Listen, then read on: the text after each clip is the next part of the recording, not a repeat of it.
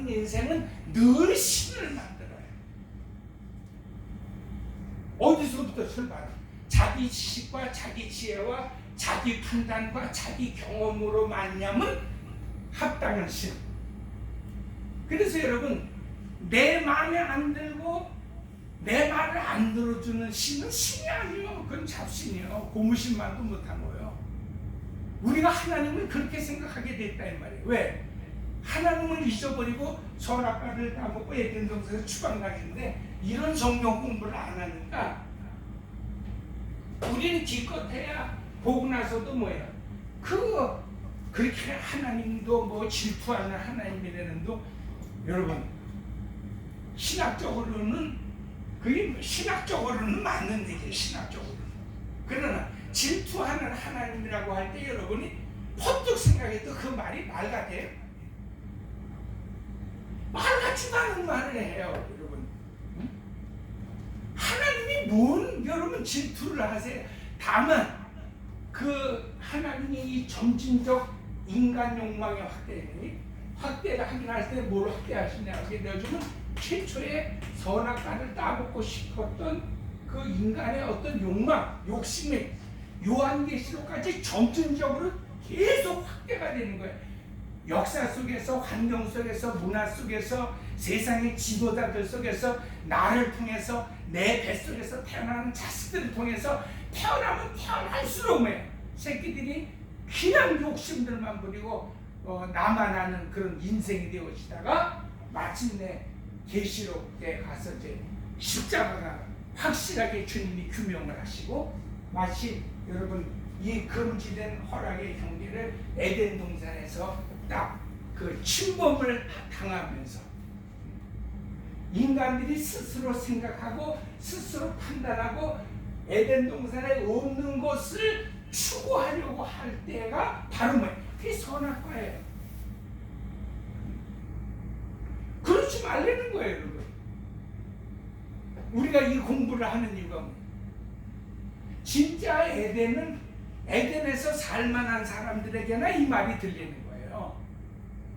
마치 여러분 에덴 동산에는 우리가 일반적으로 얘기할 때 저도 그렇지만은 일반 분들이 싫어하는 게 뭐예요? 아니 꼭 이렇게 술 담배를 걸고 넘어가냐고.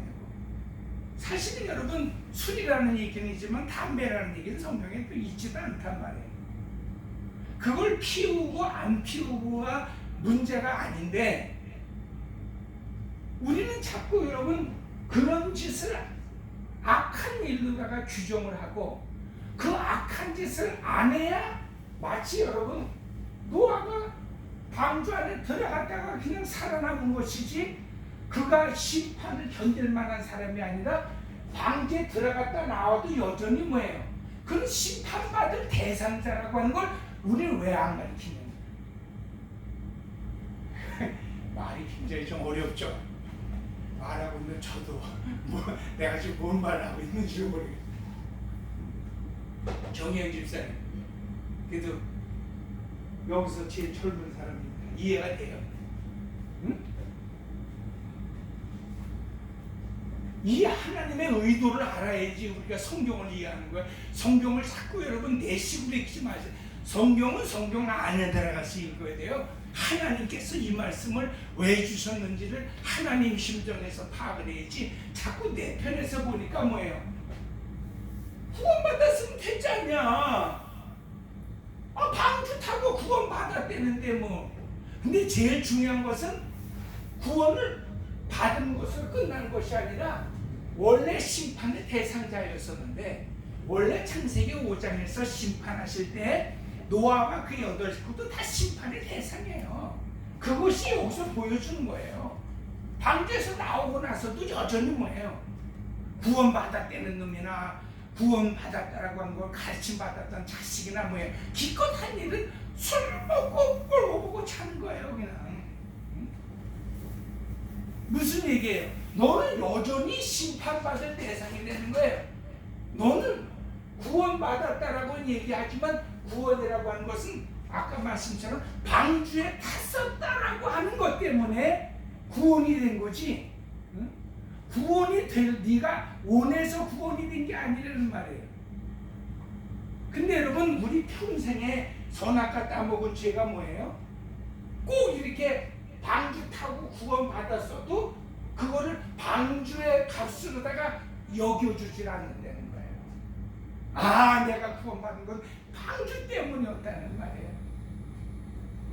그러니까 여러분 우리가 신앙생활 하면서 이게 굉장히 어려운 신학인데 방주를 또 얘기하니까 그러면 사람들도 무슨 생각을 해요? 방주가 그러면 있었냐? 그 방주가 어딨냐? 자네라도 찾자. 그래가지고 여러분 지금까지 나온 것 중에서 최고의 것으로 생각하지만은 역시 그것도 아니라고 하는 것 중에 하나가 뭐예요?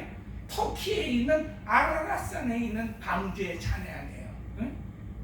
거기 등산 같은 놈이 터키에 그 비옥한 초생딸 지역에 에덴의 반경이 어디라고 했어요? 터키에서부터 시작해가지고 이쪽에 이란, 이라크를 포함해가지고 이쪽에 아프리카, 북아프리카에 에티오피아에서부터 이집트까지 있는 거기까지를 우리가 포티오 크라센트 이걸 비옥한 초승달 지역이라고 이게 생기기가 초승달 같이 생겼잖아요. 여기는 네 개의 엄청난 강이 흐르기 때문에 강이 흐르는 곳에는 언제나 뭐예요? 문화와 문명이 발전하고 도시가 번성해요. 왜? 나일강 유역이 비옥하다. 예를 들면 우리가 잘 아는 거 나일강 유프라데스나 티그리스 강은 가본 일도 없고 비손강은 어디 있는지 아직도 여러분 모르고 제일 아는 것이 그 기손강이라고 하는 그 에티오피아 옛날 말로 읽으면 구수 땅에 있었던 그 곳을 얘기하지만 그것이 해발 8,000m가 넘습니다. 그러니까 그 아디스 아바바 이제 생각이 나는데 말이 나올 때는 금방 나오는데 여러분 에티오피아의 수도가 아디스 아바바예요. 그 아디스 아바바가 이게 평균 지형이 해발 300m, 해발 300. 그 다음에 그 아디스 아바바에 있는 산에는 눈이 많아요. 아프리카에 눈이 온다는 말 여러 번 아세요? 그게 아디스 아바바. 거기서부터 눈노가 흘러내리는 물들이 북쪽으로 계속 흘러가면서 뭐예요?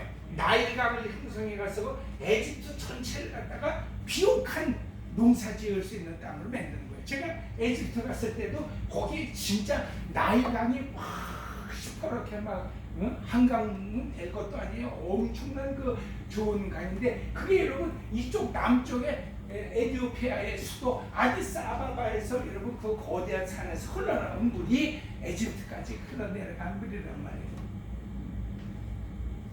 그러니까 그래서 이건 다 얘기한 말씀이니까 말씀드린 거니까 지나가고 이 거대한 이 여기에 뭐가 있어요? 사람들은 본질은 생각을 안 한단 말이에요. 그러니까 점점 하나님과 멀어져 가는 거예요. 사람이 살면 살수록 자꾸 하나님과 멀어져. 여러분 부부간에도요. 부부간에 왜 그 자꾸 이견이 생기고 왜 그런지 아세요? 어느 날 퇴근하고 집에 왔는데 여보 밥 주라. 근데도 안방에서 부인이 얘기를 하는 거예요. 아 귀찮아 네가 먹어. 웃는 사람은 경험이 있는 사람이 네가 해 먹어. 그랬더니 남편이 그래? 아 그래라. 까짓거 뭐 내가 뭐 밥 한 끼 못 해 먹겠네. 그러고 나가서 라면에다가 찬밥 말아가지고 꾸역꾸역 먹고서 아 됐다 잠깐 사든지 말든지 내가 배가 부르니까 이러면은 그 가정은 계속해서 그 골이 깊어가고 그 차이가 나는 거예요. 그래서 나중에 사니 못 사냐고 이혼하는 거예요. 내가 배가 고프니까 라면이라도 끓여가지고 식은 밥 말아서 먹으면 되지 뭐. 내가 일단 배가 부르니까 그러는 생각이 바로 그 생각이에요. 방주 얘기하면 방주에 대한 본의는 생각을 안 하고 어디 있더라 방주가. 그리고 그 방주를 찾아 산만리 하는데, 그것이 지금 내가 이 비옥한 얘기하다 말했지만 터키에 있는 또 큰 이 아라라산이라고 하는 데서 어떤 등산가가 널빤지 조각 몇 개를 발견했는데 그게 방주가 아니었겠냐. 왜? 또 성경에 보게 되어주면 방주가 머물렀던 곳이 어디에? 아라라산이거든요. 그러니까 참 알쏭달쏭해요. 그러니까 여러분, 모르는 거는 그냥 모르고 계시면 돼. 무슨 얘기인지 아시죠? 예수 믿는 사람은 어떻게 그럴 수가요?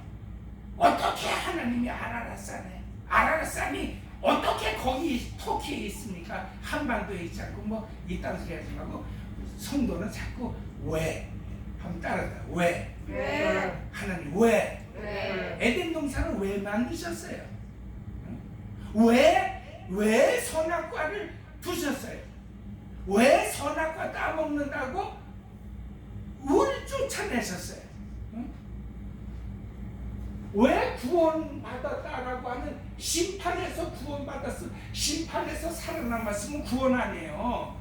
그럼 심판에서 살아남았으면 구원받았는데, 구원받은 놈이 기껏 하는 일이 똑같은, 심판받을 때하고 똑같은 짓거리를 하고 있다면 이것이 선이든지 악이든지 우리가 판단하지 말고, 문제는 상황, 인바이러먼트가, 환경이 똑같다는 말이에요. 여전히 뭐예요?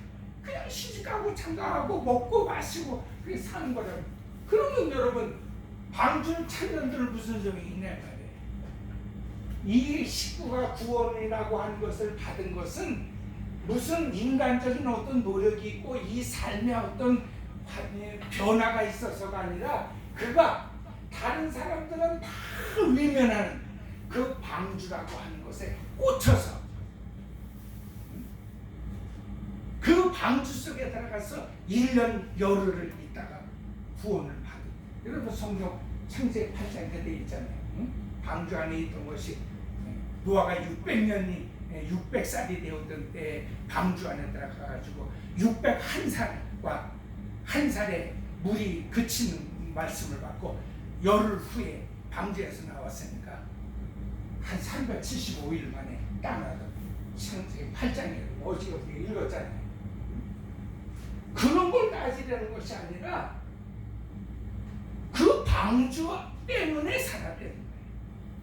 그럼 우리는 항상 의의를 어떻게 생각해요? 오늘 우리가 구원받기 위해서는 우리 인간적인 어떤 몸부림이 중요하겠어요? 아니면 이 방주 안에 내가 어떻게 해서든지 들어가야 되겠다라고 하는, 그 방주가 이미 계시록을 통하여서 우리 주 예수여, 예수께서 십자가 위에서 흘리신 그게 피값의 공로였다라고 하면, 내가 어떻게 해서든지 예수 그리스도 믿고 구원에 이르러야 되겠습니다가 내 기도의 제목이 되어줘야지, 내가 어떻게 해서든지 이 세상에서 하나님 마음에 속드는 자가 되어져서 하나님께서 이제는 들어와라, 내가 잘못했으니까 나랑 같이 살자 라고 하나님이 말씀하시고 기다리면 그게 다 쓰레기 되는 말이에요.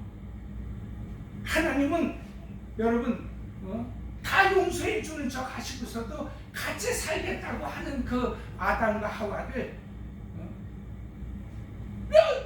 너 같은 놈하고는 같이 못 산다고 내보냈다. 다만 하나님이 그때 징표로 주신 것이 뭐예요? 그게 가죽옷이다.